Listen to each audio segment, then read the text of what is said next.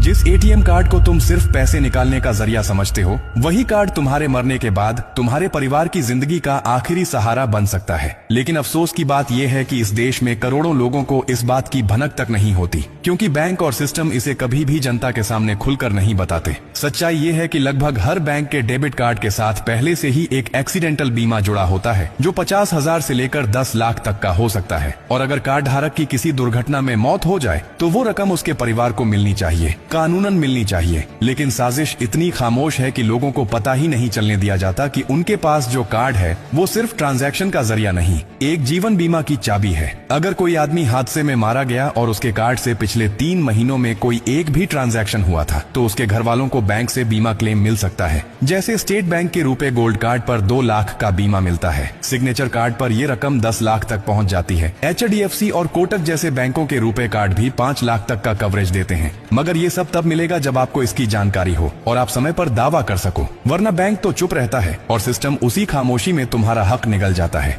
कभी किसी बैंक ने खुद आकर ये बताया कि आपके नाम पर बीमा है। कभी कोई मेल या मैसेज आया जिसमें लिखा हो कि अगर आप एक्सीडेंट का शिकार हो गए तो आपके घर वालों को ये राशि मिलेगी?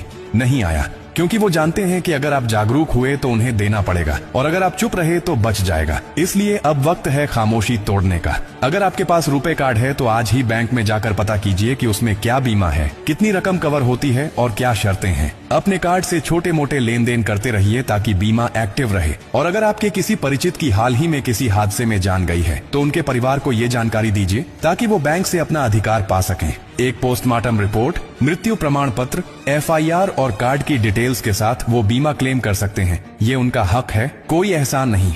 ये जानकारी सिर्फ किसी गरीब की मदद नहीं करती, ये किसी परिवार की पूरी दुनिया बचा सकती है। और अब ये आपकी जिम्मेदारी है कि इसे सिर्फ अपने तक न रखो, बल्कि हर उस इंसान तक पहुंचाओ जिसे इसकी सबसे ज्यादा जरूरत है। क्योंकि अगर आज आपने ये बात किसी को न बताई तो कल जब उसका सब कुछ छिन जाएगा तो अफसोस करने के सिवा कुछ नहीं बचेगा।